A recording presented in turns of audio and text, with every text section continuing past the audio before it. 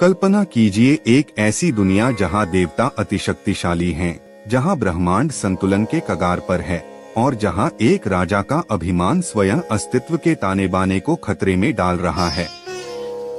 लेकिन फिर एक ब्रह्मांडीय चमत्कार के क्षण में एक साधारण सा प्राणी आगे बढ़ता है, एक विनम्र बौना, लेकिन वह जिसने सब कुछ बदलने की शक्ति रखी। यह है वामन अवतार की कहानी। एक युग था जब दानवों ने स्वर्ग पर राज किया। उन्हीं दिनों एक महान राजा महाबली का शासन था। वह कोई साधारण शासक नहीं था, वह एक असुर राजा था, लेकिन साथ ही अत्यंत उदार और धर्मपरायण भी। उसकी दानशीलता असीम थी और उसका हृदय उसके विशाल साम्राज्य जितना ही विशाल था। महाबली ने तीनों लोकों पृथ्वी, स्वर्ग और पाताल को जीत लिया था। उसकी शक्ति इतनी बढ़ गई कि देवता स्वर्ग से बेदखल हो गए और अपने अधिकारों से वंचित हो गए। लेकिन याद रखिए, महाबली बुरा नहीं था, परंतु असीम शक्ति कभी कभी अहंकार को जन्म देती है। उसकी विजय केवल उसकी ताकत का प्रतीक नहीं थी, बल्कि यह ब्रह्मांडीय संतुलन के लिए एक चुनौती भी थी। अब सवाल यह था कि जब स्वयं देवता असहाय हो गए तो वे क्या करें। उन्होंने विष्णु से प्रार्थना की, जो सृष्टि के पालक और रक्षक हैं। लेकिन विष्णु इतनी महान शक्ति वाले राजा से कैसे निपटते, जो दुष्ट नहीं था परंतु अहंकारी हो गया था। यहीं पर अवतरित होते हैं वामन, एक बौने ब्राह्मण के रूप में। वे कश्यप और अदिति के पुत्र थे। माता अदिति ने विष्णु से प्रार्थना की थी कि वे संतुलन को पुनः स्थापित करें।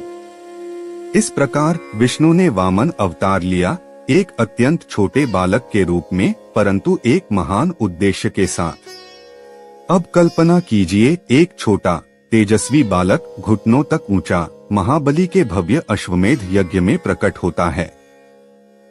यह वही यज्ञ था जहां राजा महाबली अपनी सत्ता को संपूर्ण ब्रह्मांड पर स्थायी करने जा रहे थे।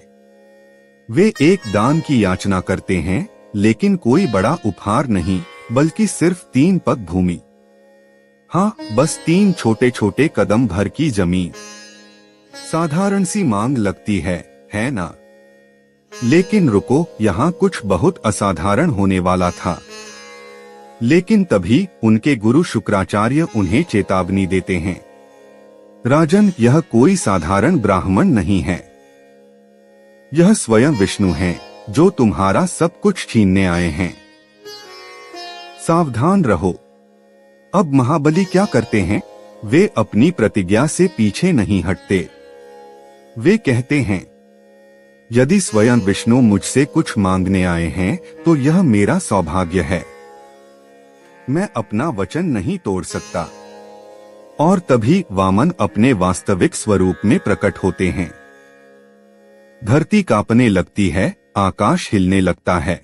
वह छोटा सा बालक अब बढ़ने लगता है, विशाल होता जाता है, इतना बड़ा कि पूरा ब्रह्मांड उनके स्वरूप में समा जाता है। अब वे त्रिविक्रम हैं, संपूर्ण ब्रह्मांड को नापने वाले देवता। पहला पग उन्होंने संपूर्ण पृथ्वी को ढक लिया। दूसरा पग उन्होंने समस्त स्वर्ग को भी पार कर लिया। अब तीसरा पग रखने के लिए कोई स्थान शेष नहीं था। अब महाबली को अपनी सीमा का एहसास हो गया था। उन्हें समझ आ गया कि कोई भी शक्ति, चाहे कितनी भी महान क्यों न हो, ईश्वर से बड़ी नहीं हो सकती। उन्होंने श्रद्धा से सिर झुका लिया और कहा, प्रभु, तीसरा पग मेरे सिर पर रख दीजिए। वामन ने अपना तीसरा चरण महाबली के सिर पर रखा और उन्हें पाताल लोक भेज दिया। लेकिन यह कोई दंड नहीं था, यह वरदान था, महाबली का सम्मान और ओणम का उत्सव। भगवान विष्णु ने महाबली को सुतल लोक का राजा बना दिया, एक ऐसा स्थान जो स्वर्ग से भी अधिक समृद्ध था। आज भी हर वर्ष ओणम पर्व पर महाबली की स्मृति में उत्सव मनाया जाता है। शिक्षा जो हमें वामन अवतार से मिलती है, अहंकार चाहे कितना भी बड़ा क्यों न हो, उसका पतन निश्चित है। सच्ची भक्ति और समर्पण व्यक्ति को कभी पराजित नहीं होने देते। परमात्मा के आगे सिर झुकाने वाला ही वास्तविक विजेता होता है। और इस प्रकार विष्णु ने संतुलन को पुनः स्थापित किया, अहंकार को नम्र किया और हमें सिखाया कि विनम्रता, भक्ति और धर्म ही वास्तविक विजय के पथ हैं। इस अद्भुत कथा को सुनने के लिए और उन दिव्य कहानियों का हिस्सा बने और ऐसे ही वीडियो देखने के लिए हमारा चैनल पीबी कार्टून क्लब को लाइक और सब्सक्राइब करें।